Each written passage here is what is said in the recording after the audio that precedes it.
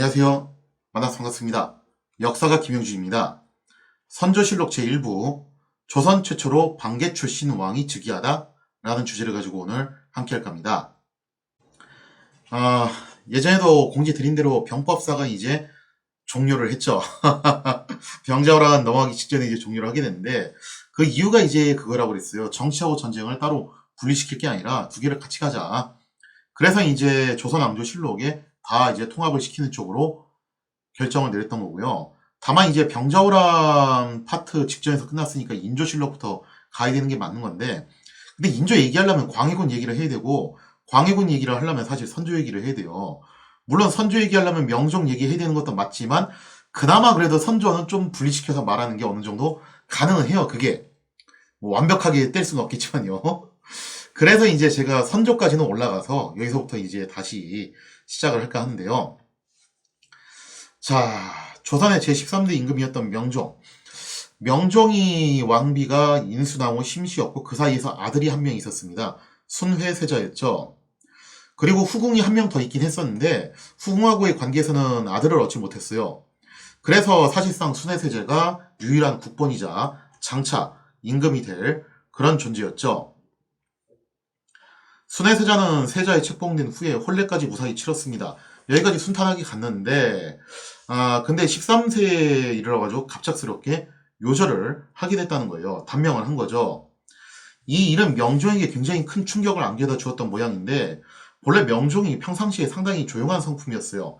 하지만 이때 이제 순회세자의 죽음 때문에 너무 상심한 나머지 하루가 멀다 하고 포금을 하면서 상심을 달래게 됐다는 거죠. 근데 명종이 또 원래 건강이 안 좋아요. 안 그래도 건강이 안 좋으신 분이 자꾸 포금을 하면서 마음의 그런 상처를 달래려고 하니까 건강이 더 안 좋아질 수밖에 없죠. 이게 악순환의 연속이 된다라고 해야 되나요? 아무튼 뭐 슬픈 건 슬픈 거고 어떻게 해서든 국가 대기를 위해서 새로운 국본을 세워야 될 필요성이 있었다는 겁니다.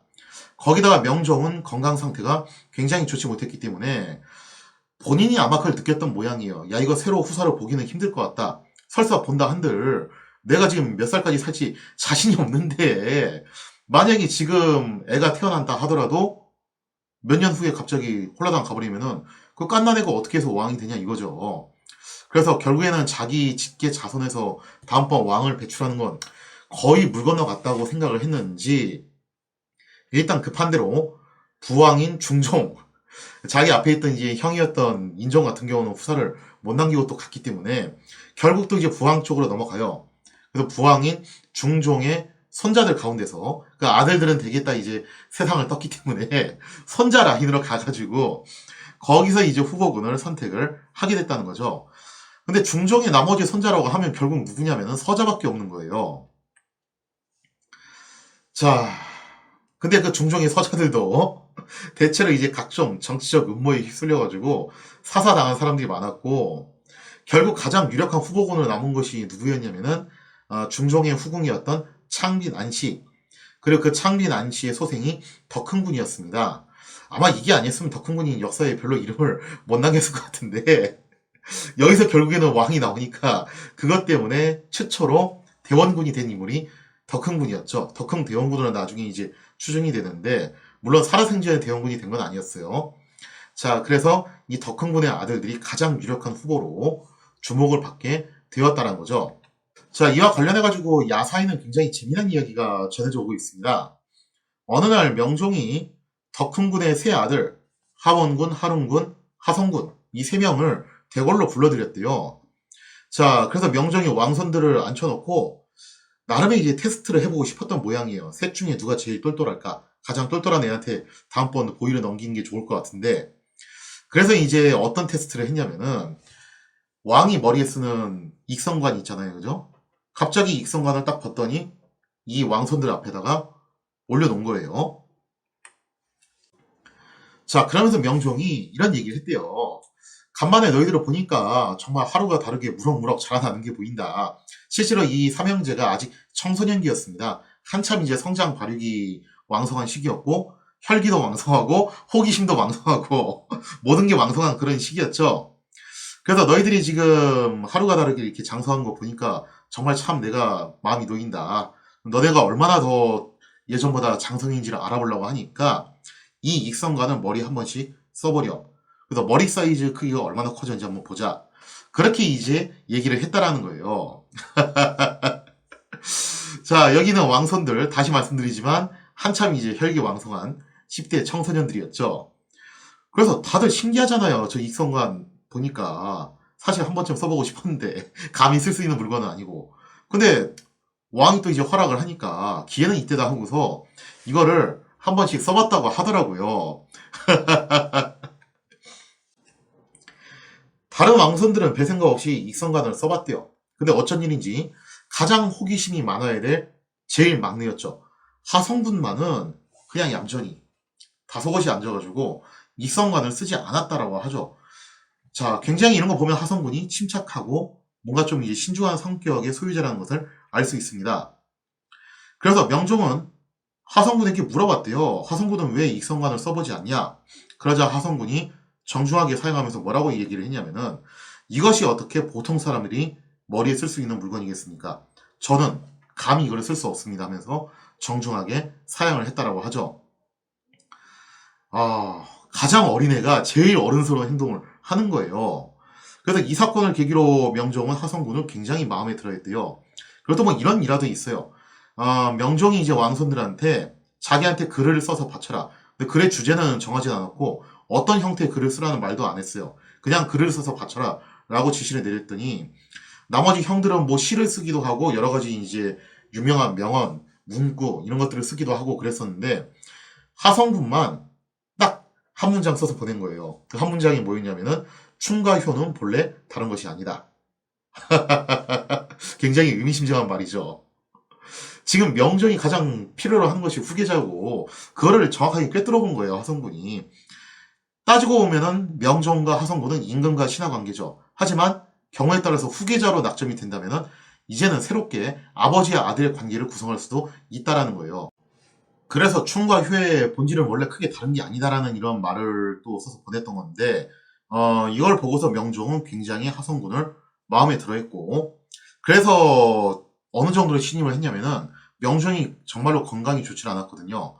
그래서 명종이 건강이 악화돼가지고 유독해졌을 때마다 하성군을 콕 집어서 불러가지고 자신의 간병을 맡길 정도로, 이게 왕이 간병을 맡긴다는 것은 보통 신임한다는 게 아니거든요. 더군다나 이렇게 왕손에게 그걸 맡긴다는 것은 사실상 후계자로 생각하고 있다라고 봐도 좋은 그런 대목이라고 볼 수가 있겠죠. 1567년 6월입니다. 이렇게 해서 오늘 내일 하던 명종의 병세가 위독해지더니 결국 명종은 향년 33세를 일기로 세상을 뜨게 되었죠. 명종이 세상을 뜰 때 병세가 얼마나 위중했는지 후계자를 누구로 할 것이냐에 대해서 지목을 못했대요, 사실은. 그러니까 말을 할 수 없을 정도로 이제 말조차 나오지 않을 정도로 병세가 굉장히 위중해져가지고 그냥 끄끄거리고 있었던 거죠. 자, 그래서 이제 신하들이 대략 난감한 상황이 된 겁니다.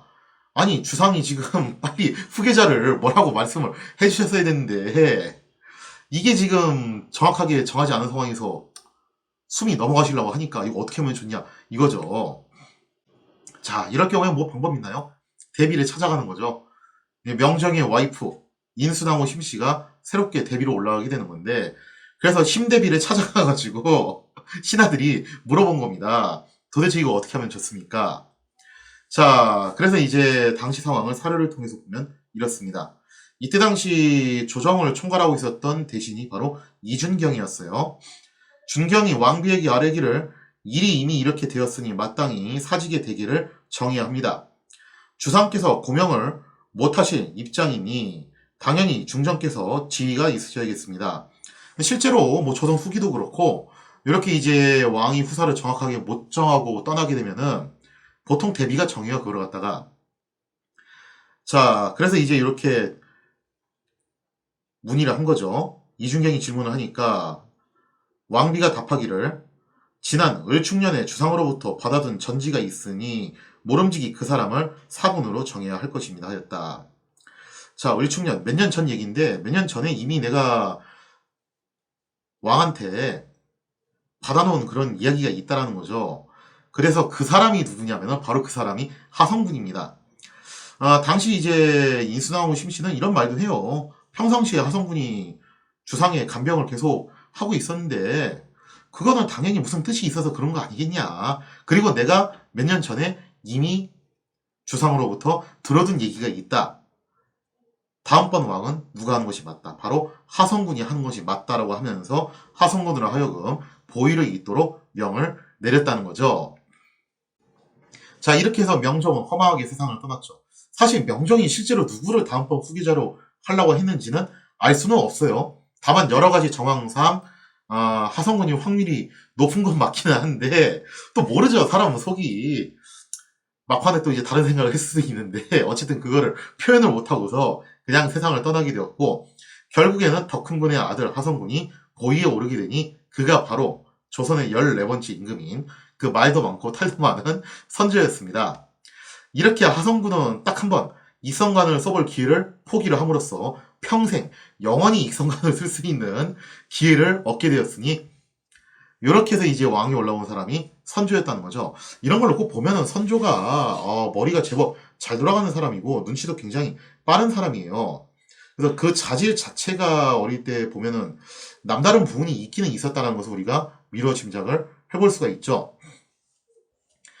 하지만 그거하고 별개로 선조의 즉위는 여러모로 불안 요소가 많았습니다. 왜냐면 즉위 당시 선조의 나이가 불과 16세. 그러니까 조선시대에 법적으로 16세면 성인이에요. 법적으로는 성인인데 조선도 진짜 성인 대접해줬던 거는 몇 살부터였냐면은 20살부터였어요, 사실은.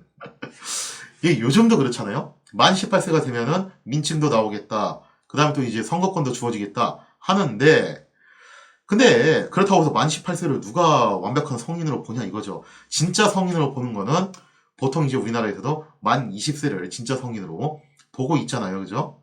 적어도 고등학교는 졸업해야지 이제 성인으로 취급을 하는 건데 그건 조선도 좀 비슷한 분위기였던 것 같아요. 법적으로는 16세부터 뭐 이제 성인이라고는 하지만 실질적으로는 한 20살은 넘어가야지 성인이 되지 않겠냐 이런 시각이 있었던 거죠.